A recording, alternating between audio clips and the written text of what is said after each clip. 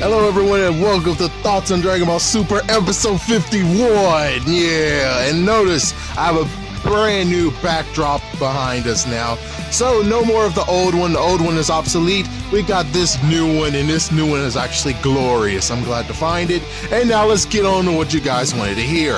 The freaking recap on this episode. Anyways, first things first is the recap. Usual recap. You want to see the recap? Well, why don't you just click the last episode and then this last video and you can see it. But anyways, so we have Goku that actually mentions the fact that the freaking time machine is dirty. It's very dirty, and Whis is shocked that they have another one, and Barry's just like, these guys just want to mess with us. They're messing with us on purpose. They're messing with gods on purpose. And, well, they all started to talk because, well, everyone in the group decided to talk, and mostly they were talking about where was the time machine, where did it come from? And, of course, for those who actually are just stumbling upon Dragon Ball Super without even watching Dragon Ball Z, I think you need a big fat slap on the back of the head because, well, that's where it came from, Dragon Ball Z. So they're in continuity, but it's been so long, it makes sense why so many people are like, what? Where did that come from? Anyways, let's just get on with it. So, yep, it's the time machine that Cell used. Cell used the time machine to come back in time so they could actually go against Cell, and Cell was able to get Android 18 and 17. Yeah, so that was his plan, is to go back in time and do it. So, yeah. And Piccolo is a bit shocked about all of this, just the fact that there's a time machine, this other time machine is here. Piccolo asks, why do you have it? And then we flash back to a missing scene from Dragon Ball Z that we didn't get, but of course, it was one where it's like, well, we have to throw this in because, you know, and not only that, but you do have to mention that this was a smart move on their part because no one really knew. I mean, no one really knew or even had the question of saying, where did the other one go from? And me personally, I thought she would have just kept it anyways because it's a throwaway, right? I figure it was just a throwaway, so why not just allow Bulma to have it and then whatever, because it's trashed. Yeah, who gives a crap about it? It's trashed. So yeah, they gave us this flashback, and the flashback was actually in black and white, unlike previously. So Piccolo points out that this is the exact same time machine that was just destroyed, and yeah, same exact time machine, same exact everything, except it didn't have the book, of course. Of course it doesn't have the book this time. And let's see, Krillin asks, why haven't you cleaned it? And, well, Bulma says, well, I didn't want to get the machine damaged, so that's why I never touched it. And Goku knows the hole, and of course, this is the hole that Cell used to get out because, well, he actually decided to mold himself, turn himself back into the egg. Then when he transported, he hatched out of the egg, then burrow a hole right through it by maybe lava spit or something. And then after that, he came and kept on transforming to the point of where he was seen in Dragon Ball Z. Let's see. So Piccolo asks, why is it here? And she mentions the fact that it's able to become a capsule because, well, the time machine is able to go big and small, which also gives you a question, though. Why the frick, when they were just out there, why didn't Trunks actually shrink it down to capsule form? What's up with that? I mean, yeah, you have one little messed up thing. It's like, and of course, I already mentioned it in the last video that you have it wide open. It's out in the open. Why don't you put it somewhere where it's safe? I was asking that, and well, we'll never get an answer on that because we'll never get an answer on that. Anyways, what Bulma did is Bulma, of course, like I said, deleted scene or a scene that they created. Bulma asked, can I keep it? And well, Trunks is like, sure. So she wanted to examine it, but she couldn't understand it. So she eventually forgot where it went or forgot all about it, even though I'm like, that's what I figured. I figured you kept it, and then after that, it's just somewhere in your lab because you kept it for just sentimental reasons or reasons of the fact of he doesn't need it. Anyways, Trunks actually thanked his mom in that version, that new scene we got. And to the future we go. They go. And Well, Vegeta will come with Goku and Trunks because Goku wants to go, Trunks wants to go, and Vegeta says, I'm going too. So they have to fix it first. The preparations will take time. So we have Goku begging Whis to train him. Beerus and Whis both said, yeah, we knew you were going to come to us. We knew you were going to train more. And we said, but I don't feel like it. And we have Beerus who's like, yeah, that ring though. That ring, the ring of time he has. That is that ring is really unsettling. So Beerus says, why don't you train with Vegeta? Vegeta decides to walk off, even though I don't have this in the notes, but of course, well, Goku said that he's a bit fearful, and Krillin kind of repeated that. Anyways, Goku decides to go to King Kai. King Kai says, go away from me, because there's still damages from when he was doing Kamehameha. So yeah, King Kai told him to get out of here because he still have to deal with the wreckage he caused. And of course, Vegeta decided to go to the gravity room, which was made in Cell Saga or something like that. So yeah, we have that, and then meanwhile I'm not going to say the future. I'm going to say in like some dimension because it's not really the future anymore. So anyways, Dark Goku remembers the battle with Goku. So he decides to train a little bit as well using Goku's movements. And now all of a sudden he decides that he's yearning. He's yearning to know Goku's knowledge of all his martial arts training. He wants to know all of it so he can become better himself. Then we get after the commercial comes back, and then we got Bulma's parents, which turns out they were missing in action. They were actually vacation or something. So they sees the mess that actually happened in the garden, and well, they're back. So Trunks actually met them before. Yeah, he met them in the Cell Saga. Pilaf and company actually assist them with their bags. We have Bulma's mom who greets Trunks, and Whis and Beerus actually wants more food. They were actually talking about, is it dinner time yet? No, it's not dinner time yet. It's too early for that. So they really want food right now. They want even more food. So there was some chit chat. Basically, the dad is now wanting to help. Yeah, he's willing to help prep the time machine to be able to travel. We have Bulma getting Pilaf and company to help. And, well, meanwhile, it turns out that Pilaf and company are still evil. They actually want to be near it so they can actually learn the future technology and be able to create a world domination machine out of it, or out of the knowledge that they're actually listening to. So, yeah, I figured as much, and it turns out the little girl's name is May. So that is the same girl with the freaking shotgun in that other world. I'm going to say other world or other dimension because I still don't believe it's the future anymore. It doesn't actually characterize itself like that. Anyway, Trunks actually talks to her, and oh man, May asked about her future self. Meanwhile, it's time to work on a time machine. So they go off. Yeah, some of them go off to work on a time machine.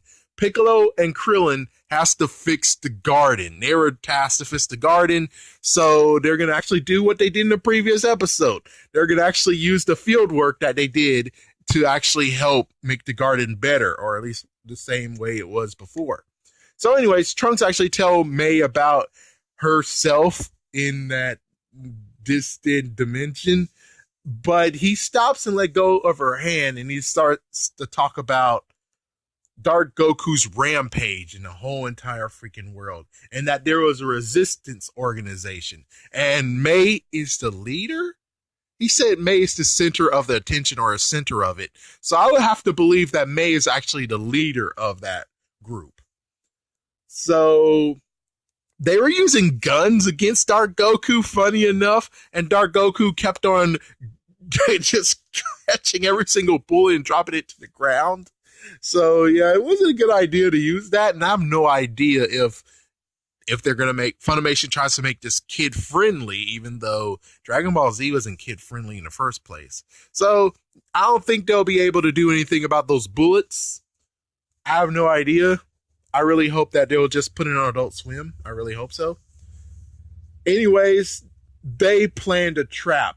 she planned a trap to actually get him, and it was a big major explosion in a dead end with a bunch of buildings surrounding him. And it just exploded it, allowed all those buildings to crumble on him. And well, guess what? Well, first thing is before they actually truly crashed down on him, Dark Goku smiled at it. He smiled at the idea. And he survived and he decided to eye May and tell her some stuff. Then Trunks came and had a showdown with him. And Dark Goku says some heavy stuff. I could list all the heavy stuff he says, but you already know it's the heavy stuff. Humans suck. Humans are the worst things in the world. Humans are the god's horrible mistake, and they don't admit it, so I'm going to destroy them for him. And everything else you could actually say, oh, frick, because, well, Dark Goku is here to destroy the humanity. So, yeah, he's going to wipe them all out, and he has no remorse and everything. So, yeah, there's lots of freaking heavy talk here. The yeah, that was said. Yeah, that was said. Trunks said it. Thank you for not censoring it.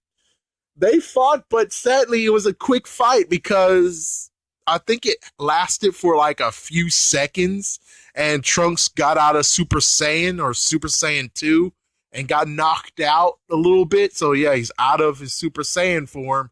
And, well, a lot of stuff actually happens, and Trunks tries to flee and tries to blast him with a bunch of blasts.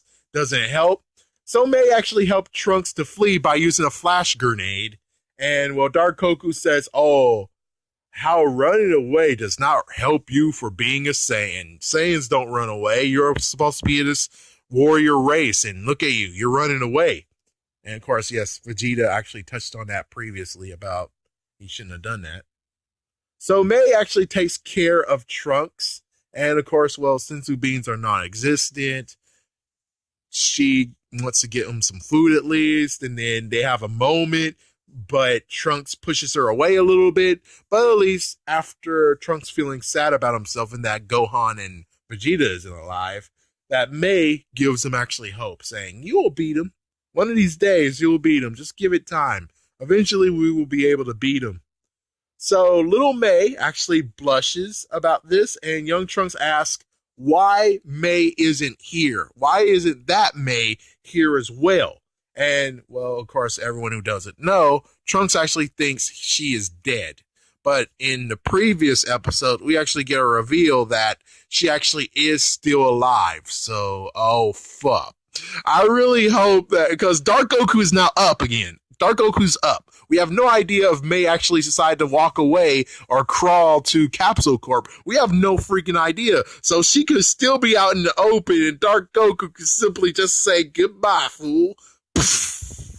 So hopefully, which, of course, she's on a title screen. She actually is featured in the intro. She's featured in the theme. So chances are she won't actually die. I'm just using logic from a adult perspective, because chances are if she was a minor character, they wouldn't actually have featured her in the title card. With that, all that said, but let me talk about this 1 minute though. The thing is this: it's that young Trunks right here is so right, because even if she's dead, you could still bring back her body to the future, to the past. No, it's not future, to the past, in quotations past. Yeah, it's still the past, but still, you could have took her body to the past. Could have tried a senzu bean to see if that could actually bring her back to life, because she could actually still be okay, but maybe in a coma. Number two, if she is dead, you could actually use the Dragon Balls to actually resurrect her. I'm just saying, to leave her body down there on the floor was the dumbest mistake. And even so, I'm like, yeah, you could have just left her in Capsule Corp, just could have moved her body to Capsule Corp. So at least, just in case she is alive, which even so, it's like, even if she's alive, you should have just took her with you. I mean, my gosh. So yeah, it really is kind of a big head scratcher of why the hell did you not bring her with you? But of course, we can go fourth wall breaker, but on the other hand, I'm not going to do that here, not here. Pilaf and Shu ask about their future selves, but Trunks says, I never met you. thus making it that it's a different past that he came from. And well, these guys, I don't know, maybe they're already dead. It makes sense if they're dead, because if Pilaf and Shu are still alive, then doesn't that mean that May would still be under his control? In quotations, control? Oh, anyway, so Goku returns and he is starving. And Goku actually told Trunks, you need to relax. You've been here and you've been stressing out. You need to relax. We'll be able to beat him. We'll beat him eventually. We just gotta wait till the repairs go. And of course, while I'm saying this, repairs are underway. First things first is cleaning it. And well, May is she's kinda, I don't know, maybe daydreaming. It's weird that she said something about sexy guy in a mask or something, which I'm like, I don't know where that came from. I have no idea. Anyways, Beerus actually thinks that he met Dark Goku before because of the aura from last episode. He was like, I felt that aura before. It was strange and weird, but I think I actually felt it before. So he's trying to figure out and jog his memory who it is. But on the other hand, they want food, and that's how the episode ends. So, this episode, wow. This episode is pretty much wow on this one. It's not really, well, the only thing about this episode is just the fact of this episode is actually used to make sure that people know where that time machine came from, instead of all the ones who watch Dragon Ball Z and knows or have to remember, oh yeah, that's the time machine Cell used, which, since I watched Dragon Ball Z previously, I do have a decent memory of, oh yeah, I remember where that came from. It's like, yeah, I kind of forgot a little bit about that, but yeah, you got me good because I didn't see it coming. Anyways, this episode, I know for those who actually don't want to watch subtitles, because I watch this, thank you so much. I would say nothing really is needed, but I would have to say, for those who actually are diehard Dragon Ball Z fans, I would still say you need to look for that extended cut scene, in quotations, cut scene, or deleted scene in quotations, where it's like they actually have a scene where before he goes, that Bulma and Trunks talk. I think that's a good one for you guys to check out. Anyways, thank you for watching, and stay tuned for another Thoughts on Dragon Ball Super.